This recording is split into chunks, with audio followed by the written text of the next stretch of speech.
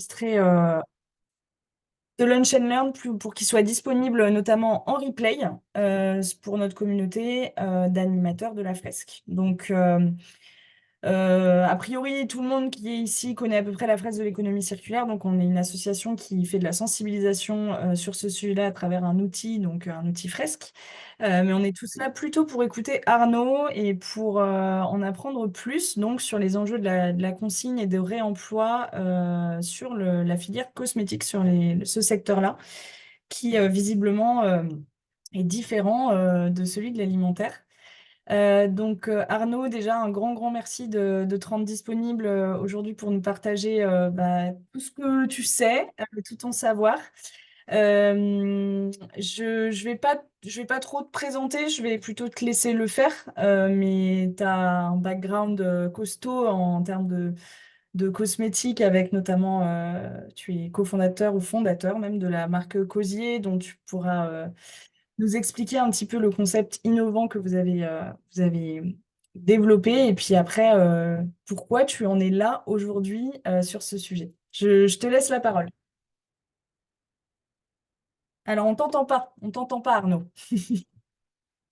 T'as ton micro qui est coupé. Ouais, super. C'est bon? Yes. Ok, bah merci beaucoup. Bonjour à toutes et tous. Ravi d'avoir cet échange costaud. Je te remercie, mais c'est somme toute assez récent. Bon, après, le concept d'économie circulaire est pas non plus, enfin, en tant que tel, conceptualisé comme tel, est pas si vieux que ça. Mais moi, mon parcours, c'est que j'ai commencé ma carrière comme consultant pendant une grosse dizaine d'années sur la stratégie de croissance en France et en Chine. Après, j'ai travaillé dans les grands groupes de matériel électrique sur des aspects plus commerciaux. Et c'est en 2017 que je plonge sans le savoir et sans connaître le terme dans le grand bain de l'économie circulaire, puisqu'effectivement, je décide avec un ami de cofonder Cozy, qui est une marque de soins cosmétiques, avec comme pilier pour cette marque de faire en sorte que les emballages ne soient jamais des déchets. Donc, faire en sorte qu'on soit sur des thématiques de réemploi. Et très concrètement, puisqu'à l'époque, en 2017, rien n'existait pour la cosmétique, on a dû mettre en place nous-mêmes nos propres systèmes de vrac, c'est-à-dire faire en sorte on puisse se servir en vrac, point de vente. Et aussi, en parallèle, autre schéma de réemploi, notre propre boucle logistique pour faire de la consigne, donc récupérer ces emballages.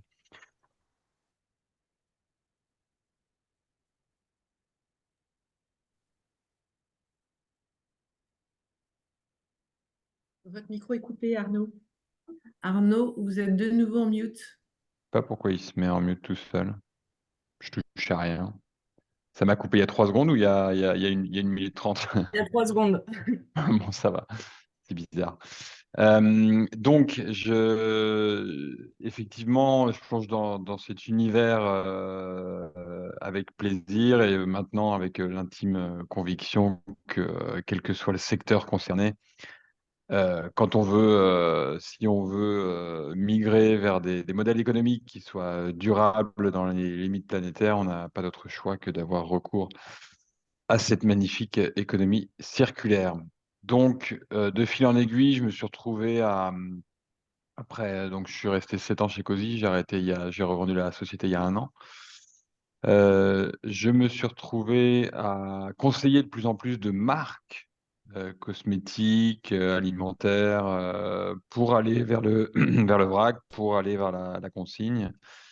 Et j'ai décidé, donc il y a un peu plus d'1 an maintenant, de me consacrer à ce conseil, puisque mon ambition à titre personnel, c'est d'avoir un maximum d'impact sur ces modèles économiques. Et je trouve que c'est en accompagnant un maximum d'entreprises, petites et grandes, vers cet univers que j'aurai le plus d'impact à titre individuel. Voilà en quelques mots. Donc, je rejoins We Don't Need Rose. Je ne sais pas si je peux partager mon écran, Elsa. Tout à fait. Alors, Ouais, tu je vais m'autorises? faire en sorte que tu puisses le faire.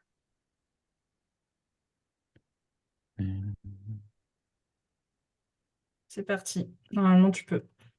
Je vous ai préparé un petit document. Alors, est-ce que ça marche? Oui, ça a l'air. C'est bon, on voit Et tout. je prends juste 1 minute pour présenter mon entreprise, mais après, surtout, je vais me Ok. plonger dans le sujet de l'économie circulaire et de la coalition. Donc, je rejoins We Don't Need Roads il y a 1 an, comme je vous le disais, avec cette ambition d'élargir aussi mon champ de compétences sur ces thématiques d'économie circulaire, d'aller au-delà j'étais très axé carbone, mais d'aller aussi sur des sujets de biodiversité, d'eau, etc. Puis d'autres secteurs. Et donc, We Don't Need Roads, on est un cabinet de conseil en transformation environnementale. On aide les entreprises à faire cette transformation. On est très opérationnel. Et We Don't Need Roads, pour la petite histoire, alors c'est une citation du film Retour vers le futur, où à la fin du premier épisode, il s'envole avec la voiture en disant Where we are going, we don't need roads. Et c'est un clin d'œil aux enjeux qu'on a maintenant pour aller vers un monde à nouveau, une économie durable. C'est-à-dire, il faut qu'on change nos modèles. On ne sait pas quels sont les chemins, mais ce n'est pas une excuse. Il faut qu'on y aille et qu'on avance. Donc, on accélère, on adapte les entreprises et le but véritablement, c'est d'être dans Moi, les je vois rien. Ouais. On Vous voit, m'entendez on toujours? voit. Ouais, ouais. Ok, donc d'être toujours dans l'action concrète. Donc, on va aider les entreprises sur des stratégies de réduction, d'adaptation, de réinvention. On va travailler. Alors, on a quelques enjeux de compliance pour ceux qui connaissent sur la CSRD, CS3D. On accompagne beaucoup sur ces thématiques-là. Mais moi, je suis directeur du pôle innovation qui va regrouper beaucoup des modèles d'économie circulaire. On travaille alors avec beaucoup de très grands groupes, une petite centaine depuis 3 ans, beaucoup de consumer goods, et moi plus spécifiquement sur la partie cosmétique et alimentaire. Mais donc, le sujet du jour, c'est cette fameuse coalition cosmétique qui est passionnante, et je pense que dans les petits commentaires que j'ai entendus au préalable, je pense qu'effectivement, elle peut être inspirante pour d'autres secteurs, évidemment. En tout cas, j'y travaille. Euh, la genèse de cette coalition, c'est qu'il y a tout petit peu plus d'1 an, la loi AGEC avait déclenché qu'au 1er janvier, les entreprises, les grosses entreprises devaient commencer à faire 5% de réemploi. Et donc, il y a ces fameux objectifs de la loi AGEC à 2027 de 10% de réemploi. Donc, ça y est, c'était live l'année dernière, sauf qu'aucune entreprise cosmétique n'était prête pour cela, mais alors absolument pas. Ils se regardaient tous en chien de faïence. Alors, il y avait quelques solutions sur l'éco-recharge, qui est considéré par l'ADEME comme du réemploi. Donc, l'éco-recharge, c'est avoir son emballage par an et une éco-recharge dedans une fois que le produit est fini. Bon, ça laisse un emballage à usage unique. Donc, est-ce que c'est du réemploi ou pas? Je ne vais pas rentrer dans le débat. Mais en tout cas, à part ça, les entreprises cosmétiques n'avaient pas de solution. Et en discutant avec elles, j'ai la chance d'avoir un gros réseau. Elles étaient toutes à dire, mais on n'a pas le choix, tôt ou tard, il faudra faire de la consigne. Au-delà de la loi d'ailleurs, hein, c'est indispensable. Mais nous, on ne peut pas y aller, on est trop petit, on n'a pas les volumes suffisants, c'est beaucoup trop risqué, on ne sait pas par où commencer, etc., etc. Et c'est là qu'est née l'idée de le faire en coalition et de partir sur cette coalition. Et c'est là que j'ai eu l'idée avec mes amis de Circulaire, qui est un autre cabinet de conseil en économie circulaire, de créer cette coalition pour justement faire en sorte que tous les acteurs y aillent et de manière intelligente, harmonisée. J'y reviendrai, mais l'idée, c'est évidemment, en regroupant des concurrents, de mutualiser les investissements, d'avoir un modèle économique viable, c'est-à-dire que plus on a de volume, plus les coûts baissent, évidemment. L'ambition, c'est que un flacon, un emballage lavé soit moins cher qu'un emballage neuf. Spoiler, c'est pas forcément évident, mais il faut des volumes parce que l'économie linéaire, elle est quand même en amélioration continue depuis plusieurs décennies. Donc, on doit trouver des schémas où on redevient compétitif avec l'économie circulaire. Et évidemment, il y a l'idée aussi dans cette coalition d'embarquer toutes les parties prenantes Les consommateurs, c'est très important. Je ne sais pas s'il y en a parmi vous qui sont sensibles au sujet, mais c'est pas forcément simple d'embarquer un consommateur dans cette aventure du réemploi. Il y a le geste retour, il y a le geste du vrac si vous faites du vrac. Enfin, il y a un changement d'habitude, même léger, qu'il faut très sérieusement considérer. Et donc là, l'idée, c'est que si on le fait ensemble, bah, au moins, déjà, on a une meilleure caisse de résonance. Et puis, le client, d'un point de vente à un autre ou d'une marque à un autre, il a le même geste à faire. Il ne va pas à chaque fois réinventer la roue. Pareil côté retailer, côté magasin, donc parfumerie, pharmacie, tout ça. L'idée, c'est d'harmoniser, d'avoir un geste qui soit compris par tous les clients partout. Et pareil aussi, bah, évidemment, c'est très important auprès des collectivités territoriales et du gouvernement, voire même de la Commission européenne, puisqu'on doit faire être aussi force de lobbying pour faire en sorte que ces modèles se déploient. Donc, qu'est-ce qui s'est passé? On a réussi, au-delà de nos espérances, et tant mieux, c'est-à-dire qu'on visait d'avoir à minima 4 marques à bord pour lancer cette fameuse coalition. On en a 11, donc fantastique, et pas des moindres. On les a divisés du coup en 2 grandes catégories, une qu'on appelle grand public. On va retrouver L'Oréal avec Vichy et La Roche-Posay, Pierre Fabre, donc ça c'est 2 gros poids lourds de la pharmacie, SVR, Melvita et La Rosée, qui sont des entreprises de taille considérable. Et un petit peu à part, on a Yves Rocher et Aromazone. Pourquoi à part? Parce qu'ils vendent dans leur propre boutique. Et à côté de ça, on a une verticale plus prestige, où il y a des enjeux de luxe qui peuvent être sensiblement différents dans le parcours consommateur notamment. Donc avec L'Oréal et sa marque Lancôme, Chanel, Clarins et Estée Lauder qui viennent de nous rejoindre, et donc qui sont tous distribués dans les Sephora des Nocibé, donc des parfumeries. L'ambition, c'est laquelle? Donc, ça a été lancé en novembre-décembre dernier. L'ambition, c'est laquelle? C'est qu'en septembre, donc dans 5 mois maintenant, on aura un pool de produits qu'on appelle skincare, donc des produits de soins de la peau, qui seront consignés. Donc, il y en aura un peu plus de 50 sur les 11 marques. Là, les produits ont été définis. Ils seront disponibles dans un peu plus de 50 points de vente. Donc, je le disais, des pharmacies, des points de vente Yves Rocher, Amazon et des Sephora Nocibé. Et ces points de vente seront équipés pour faire en sorte que le client, il y aura de la communication, mais pour faire en sorte que le client puisse rapporter son emballage et qu'il soit collecté et puisse être remboursé de sa consigne. Il y aura un système de reverse logistique. Qu'est-ce qu'on appelle reverse logistique? C'est quand on fait revenir les emballages sales sur le centre de lavage. Il y a donc un centre de lavage qu'on a sélectionné pas plus tard qu'hier, après un appel d'offres, qui regroupe tous les emballages de toutes les marques, qui va trier, qui va laver, qui va sécher et qui va renvoyer vers les usines des marques, qui sont toutes en France et en Belgique. Et ensuite, à la fin, enfin, en tout cas après plusieurs mois, on aura aussi évidemment un retour d'expérience, des feedbacks des consommateurs, des retailers, des marques, pour voir ce qui fonctionne, ce qu'on peut continuer, ce qu'il faut qu'on améliore. Avec cette philosophie hyper importante, que notre ambition, c'est évidemment pas de s'arrêter en 2024, début 2025, mais c'est de poursuivre ça sur des décennies. Donc, avec une approche très open source. C'est-à-dire que là, on travaille avec toutes ces marques. Comme je vous le disais, on vient de faire rentrer Estée Lauder, même s'ils sont retardataires, il n'y a pas de problème. Et on va organiser d'autres sessions dans les mois à venir, qu'on lancera dans les mois à venir, pour embarquer d'autres marques.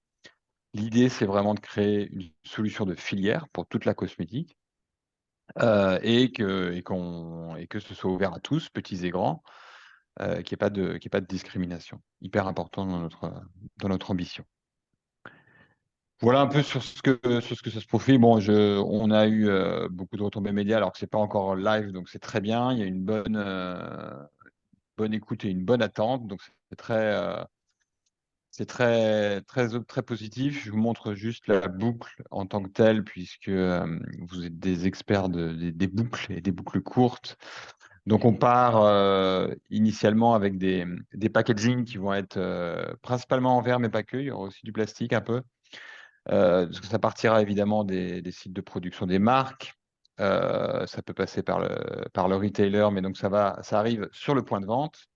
Le point de vente vend le produit au consommateur qui, après utilisation, rapporte son produit et a une rétribution. On est en train de caler le montant, etc.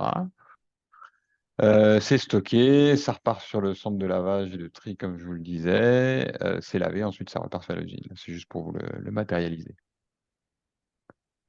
Il y avait un peu en filigrane là. Ah oui, alors pardon, je précise un détail. Il y a des parties des emballages, typiquement les pompes, qu'on ne pourra pas réemployer à ce stade. Il n'y a pas de solution technique existante. Donc pour l'instant, c'est mis de côté et recyclé en surtri. Juste Euh, peut-être pour rentrer. Ouais. Non, non, vas-y, après on ouvrira les questions, je te laisse finir. Vas-y, je t'en prie. Oui, je prends encore 2-3 minutes pour juste vous donner bien Je pense que c'est important de vous montrer l'ensemble de la complexité du projet, mais qui est chouette, évidemment, mais bien pour se dire que c'est pas quelque chose qui se fait en claquant des doigts.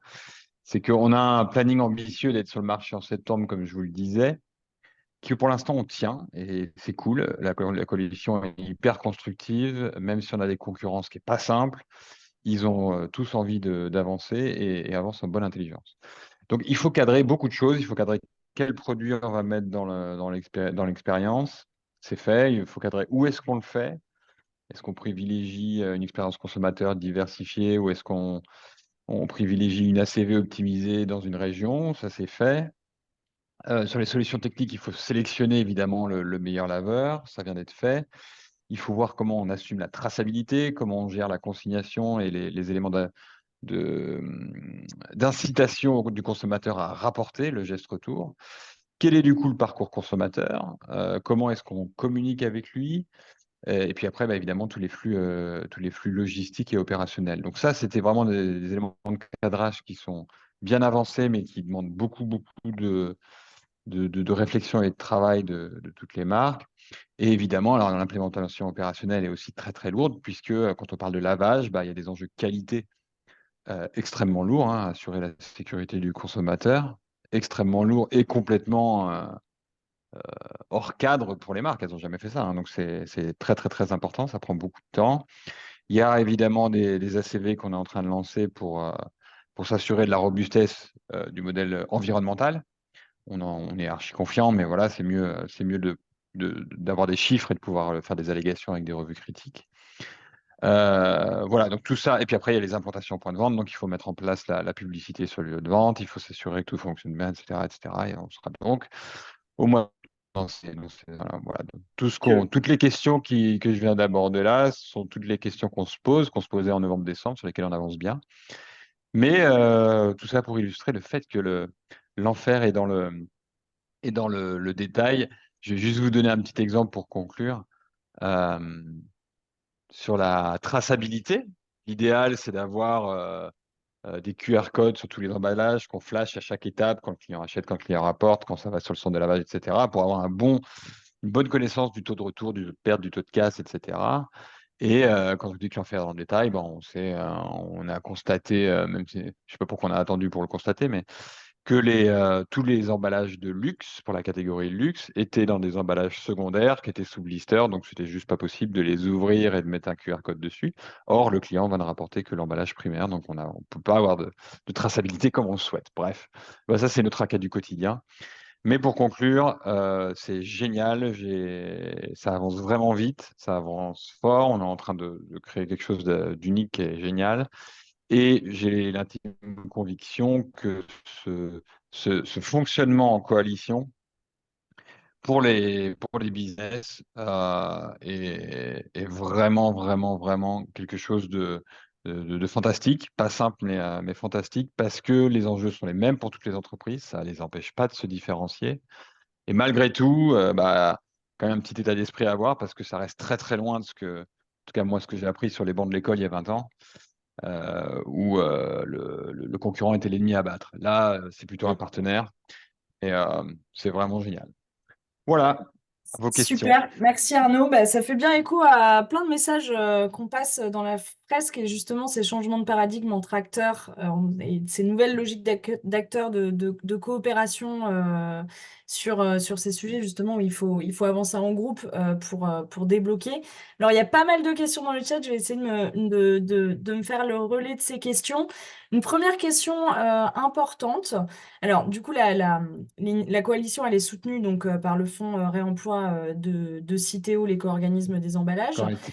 Et il y a un enjeu là-dedans qui est différent de celui de l'alimentaire parce que Citeo a développé une gamme de contenus standardisés pour l'alimentaire, mais sur la cosmétique, comment on fait? Parce que c'est un marqueur de différenciation énorme. Du coup, comment on aborde ce sujet de standardisation? Est-ce qu'on l'évoque ou est-ce qu'on l'évoque même pas? Comment on fait pour justement avoir cette massification des flux aussi de packaging qui passe par peut-être de la standardisation ou en tout cas l'harmonisation des contenus? En gros, aussi, comment vous avez choisi ces 50 premiers produits? Comment le choix s'est Ouais, fait?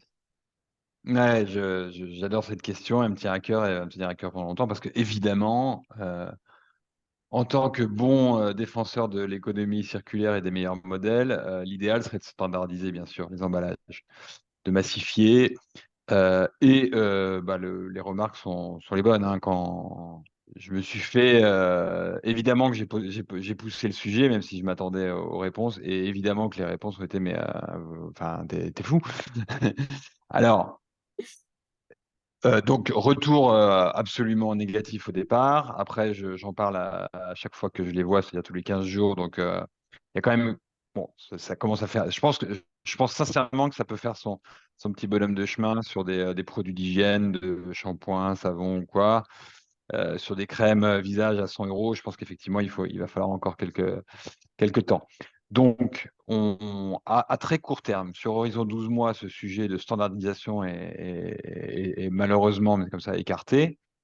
Donc, on est plutôt parti sur une solution d'efficacité où on est parti des emballages existants en présélectionnant ceux qui nous semblent les plus adaptés, mais aussi qui aient des forts taux de vente, des fortes ventes pour qu'il y ait des forts taux de rotation, hein, c'est aussi hyper important. Et on sait pertinemment qu'il y en a une bonne partie qui va passer, qu'il y en aura peut-être un tiers, un quart qui passera pas au lavage quand on fera les tests dans un mois. Et auquel cas, on sait qu'il faudra les adapter. Et là, on rentrera dans une boucle d'éco-conception avec les marques où il faudra qu'ils adaptent certains emballages. Je vais donner un exemple très simple, au-delà de la standardisation. C'est que pour les emballages de luxe, toujours, le numéro de l'eau est gravé. Pas de bol.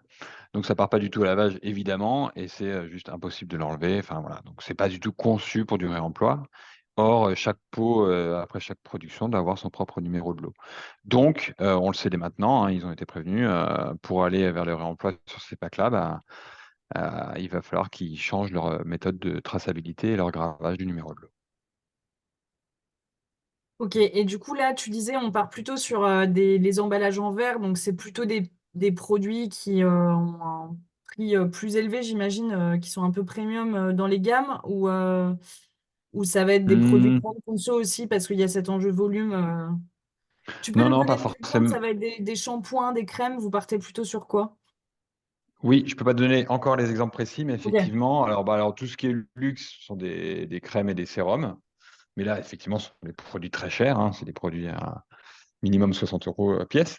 Par contre, en grand public, c'est des produits qui sont entre 10 et 20 euros. C'est aussi beaucoup des crèmes visage et sérum d'ailleurs. On a quelques produits d'hygiène, donc type savon, shampoing, mais pas beaucoup. Donc ça va vraiment plutôt être des crèmes de soins à ouais, c'est ça, 10, 20 euros le produit. Ok. Je me fais encore le relais des questions et puis après je vais ouvrir les micros de la salle, hein, puisque j'imagine que vous avez des questions. Est-ce que tu peux nous détailler un petit peu plus la boucle retour et puis comment sont gérées notamment les questions de qualité et d'hygiène qui sont des préoccupations hyper importantes dans de la filière et puis aussi Oui, est-ce qu'il y a déjà des montants de consignes qui sont fixés pour justement inciter ce geste de retour, comment vous abordez ok. la question? Question numéro un, donc la collecte, la reverse logistique. Donc, ce qui va se passer, c'est que le client apportant son emballage sera fait, l'emballage sera mis dans une caisse en définition, soit elle sera jolie, soit elle sera cachée et pratique pour le transport. Une fois que la caisse est pleine, donc avec tous les produits des différentes marques, il y a deux schémas. Dans les Sephora et Nocibé, ils ont déjà des schémas de reverse logistique où ils remontent des choses régulièrement sur leur entrepôt. Donc là, tous les flacons sales vont monter sur l'entrepôt de Nocibé et l'entrepôt de Sephora. Et donc, il y a une massification qui se fait à ce moment-là. Et après, on envoie chez le laveur avec un transporteur. Donc ça, on s'appuie sur des réseaux existants et c'est top. Pour les pharmacies, malheureusement, ils n'ont pas ça, pour l'instant, ils ne peuvent pas le mettre en place, mais il y en a moins, il n'y en a que 5. Donc, on va s'appuyer sur le transporteur, c'est-à-dire qu'une fois que la caisse sera pleine, ils nous sollicitent et on fait passer le transport. Ça, c'est pour la pour la partie incitation consigne, pour l'instant, on n'a pas fixé les montants. C'est en train d'être étudié. Donc, on va analyser tout ça, mais je n'ai pas de réponse à fournir pour l'instant. C'est une grosse discussion du moment. Et il me manque la question du milieu qui était sur la qualité. Si. Qualité, énorme enjeu. Qualité, hygiène, traçabilité, ça c'est extrêmement important. Donc, on a passé beaucoup de temps pour qualifier le laveur, s'assurer qu'il respecte tout un tas de protocoles. Pour autant, comme je disais, les protocoles de qualité de réemploi sont quasiment inexistants. On s'appuie un peu sur ce que fait Citeo, mais c'est pas, pour l'instant, c'est très jeune, c'est très vert. Donc, on a fait appel à un labo qui nous fait un cahier des charges de protocoles de qualité, des protocoles de lavage et des protocoles de contrôle poussés par le labo et qui est en train d'être challengé par les marques. Il faut que toutes les marques soient d'accord pour que ça passe ces fameux contrôles qualité, sachant que la qualité, ça va concerner l'esthétique. Donc, il faut que le flacon soit toujours beau, et la chimie et la microbio. Ouais. Sur ces boucles logistiques, donc pour cette première phase avec les 50 points de vente, vous avez eu une approche régionale justement pour avoir une ACV qui pourrait ressembler à ce qui pourrait se faire une fois que les flux seraient massifiés. Comment vous gérez Alors, au départ, oui, on voulait au maximum faire dans une unique région pour que le laveur soit pas loin et que la boucle soit la plus courte possible. Je sais que ça vous parle.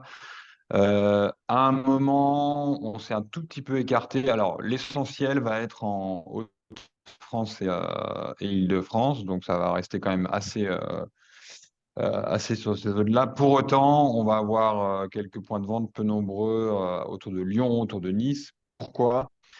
On savait qu'on dégradait l'analyse de cycle de vie, mais on saura réajuster en mettant un laveur plus proche. Mais on voulait tester différentes typologies de clientèle. C'était plus important pour les marques que de s'assurer que la CV soit parfaite en an zéro, quoi. Ok. Très clair. Merci beaucoup Arnaud. Je vais passer la parole à la salle. Donc il y a aussi il y a pas mal de questions dans le chat. Donc j'essaye de les faire par groupe. Mais n'hésitez pas à prendre la parole. Là, il y a une question sur la problématique des taux de retour. Est-ce que vous avez déjà une idée du taux de retour seuil dont vous avez besoin et quels sont les modèles économiques de financement de cette consigne qui sont prévus par les marques? On ne sait pas du tout à quel taux de retour on va avoir à faire. J'ai quelques data points, puisque par exemple pour Cozy, on avait des taux de retour de 50 à 60%, donc je m'attends à ce que ce soit plus faible, parce qu'avec Cozy, je m'adressais à une clientèle déjà engagée. Donc on ne sait pas vraiment à quoi s'attendre. Et après, pour répondre à la question, à partir de quel taux de retour on a un modèle économique, pour l'instant, ce n'est pas encore calé, parce qu'on est en train justement de voir le coût de lavage avec le laveur. Donc évidemment, c'est ce qui va déterminer l'impact du taux de retour. Donc tout ça, ce modèle économique, la question est 100% pertinente, mais on est en train de le construire pour le moment. Donc j'aurai la réponse en juillet-août, quoi, sur ces éléments de business model. Ok. Anne-France a rallumé son micro. Alors, moi, j'ai posé beaucoup de questions dans le chat. Merci. D'abord, bravo, merci Arnaud pour cette initiative. C'est super inspirant. Et oui, sur les coalitions, on croit vraiment au pouvoir des coalitions. Il y a plusieurs questions sur le montant de la consigne. Donc, on ne s'attend pas à ce que tu nous révèles les secrets de fabrique, mais que tu puisses nous donner un ordre d'idée, ça serait génial. Ah bah ça, je peux te donner, mais ça va être une fourchette et même un râteau, puisqu'on peut partir sur des montants semblables à l'alimentaire de 10-20 centimes, mais vu les prix des produits, ça ne nous paraît pas forcément adapté. Et un autre benchmark à l'autre, alors un autre point, c'est Cozy, nous on avait 1 euro. Et à l'autre extrémité, et là c'est beaucoup plus significatif, il y a des parfumeries qui ont déjà des programmes de récupération de parfums, de flacons de parfums pour recyclage, pas pour réemploi, pour Mm. recyclage, et c'est une remise de 20%. Donc là c'est énorme sur un produit, Oh, ouais, ça peut être du 2 ça peut être 2 à 20 euros de remise. Voilà, donc le spectre est très large et c'est en train d'être discuté. ok. Moi, j'ai une En tout question. vas-y, allez-y, vas-y. Pardon, je suis donc de l'île Maurice, hein, je suis très très loin et je me pose la question, toutes ces marques-là exportent partout, notamment ici. Donc nous avons Ouais. des pharmacies et des parfumeries. Quels vont être les devoirs des importateurs? C'est hyper intéressant de savoir si vous aviez une idée, parce que du coup, on pourrait mettre en place quelque chose ici.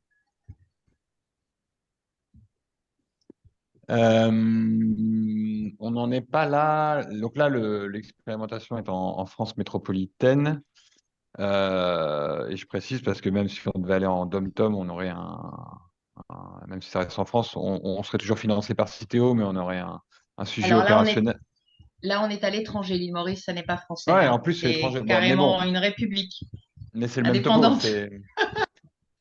C'est le même topo. Ce que je veux dire, c'est qu'au-delà du financement, on aurait le même sujet effectivement opérationnel qui est de l'export, enfin, oui, aller vers un autre pays. Et si on veut aller vers un autre pays, mais que ce soit Maurice ou l'Allemagne, il faut de toute manière qu'on ait une boucle de lavage locale, de tout tard. On n'a pas encore fait les calculs sur les ACV, les sensibilités pour savoir si c'est une boucle de 500 km ou 1000 km.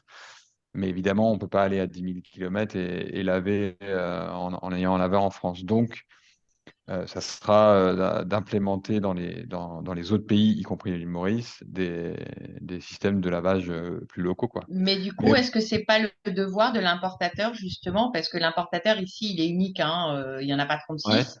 Mhm. C'est un gros consortium, un gros conglomérat, un ou deux gros conglomérats, donc les plus grosses fortunes de Maurice. Et donc, what if Que la loi on dit, travaillait avec... Oui, Ce que pardon. la loi dit, c'est que l'importateur, il est aussi metteur sur le marché et de toute manière, il va devoir avoir France. ses de 5 à 10% en France. En France. OK. Effectivement, donc pour les dom-toms, ça sera applicable. Après, pour l'étranger, ça ne s'applique pas. C'est de la législation française. On est quand même pionnier sur ce sujet dans le monde. Il ne faut pas s'attendre à ce que ça bouge, enfin, ce qu'on ait des seuils en tout cas chiffrés là-dessus au niveau mondial. Je ne suis pas sûre que ça soit une perspective à court terme, quoi. Ouais, pareil, Oui. si on considère les pressions réglementaires, elle ne sera pas là tout de suite à Maurice, je pense pas. Effectivement, on est très en avance de phase en France. Après, il peut y avoir la pression du consommateur ou la pression des marques. Euh, Voir faire peser le gouvernement, puisqu'on Alors, a quand même on va une... peut-être. Ouais, C'est ok, très pardon, intéressant de voir Maurice, mais on va passer. Il y a encore d'autres questions qui nous concernent tous. m'excuse. Non, non, mais pas, c'est intéressant.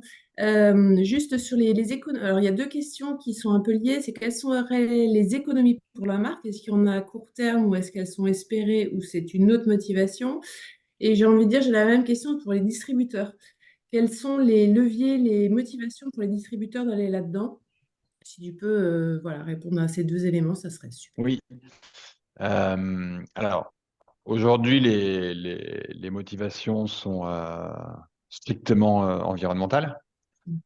Euh, pour autant, ça ne sera pas viable, ça ne marchera pas si, comme je le disais tout à l'heure, c'est pas compétitif. Alors, on n'a pas forcément besoin que l'emballage soit moins cher que le neuf, mais au moins qu'il soit aussi cher, en tout cas qu'il ne soit pas plus cher.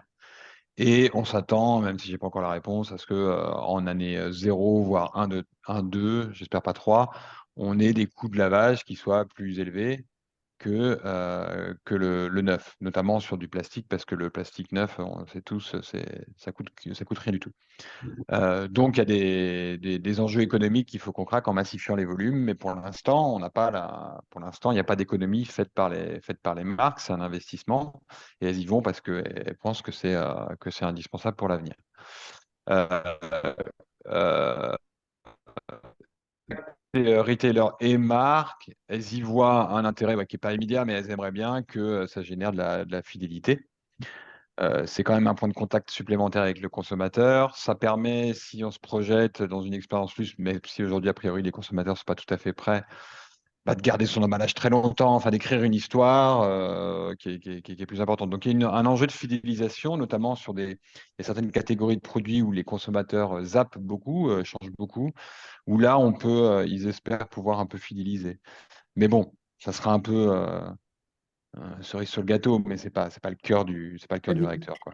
Est-ce que les marques anticipent du coup une montée en gamme de leurs emballages, c'est de dire aujourd'hui elles vont faire une bouteille plastique qui vaut rien et se dire si le système fonctionne, du coup on va pouvoir monter en gamme et faire plus éco-conçu, j'en sais rien, enfin tu vois, des choses comme ça.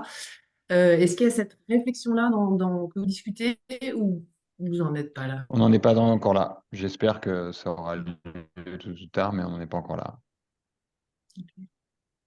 Je crois qu'on a à peu près couvert toutes les questions du chat. S'il y en a, n'hésitez pas à demander à prendre la parole. J'envoie une nouvelle. Comment les marques envisagent de communiquer sur cette démarche?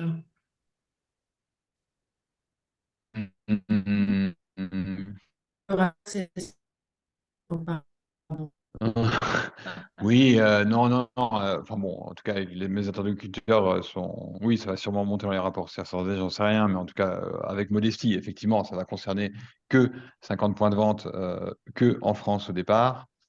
Donc, avec modestie, tout le monde sait que c'est une expérimentation. On teste plein de choses, on teste l'appétence client, on teste la qualité de lavage, on teste tout un tas de choses. Donc, ça reste modeste. Pour autant, je ne sais pas quel est le plan de com de prévu, mais bon, si enfin, ça va avancer, ça va avoir une réalité. Il faut absolument qu'on en parle et qu'on en parle quand même si c'est modestement, qu'on en parle pour inspirer aussi d'autres filières et avancer dans ces voies-là, parce que il y a des nouveaux modèles à inventer, quoi. Moi, j'ai une Il y a un- dernière question, s'il n'y en a Ouais, pas de nouvelles. moi j'en ai une après, mais vas-y, je t'en Ah, prie. pardon. J'y vais? Allez, hop, je passe.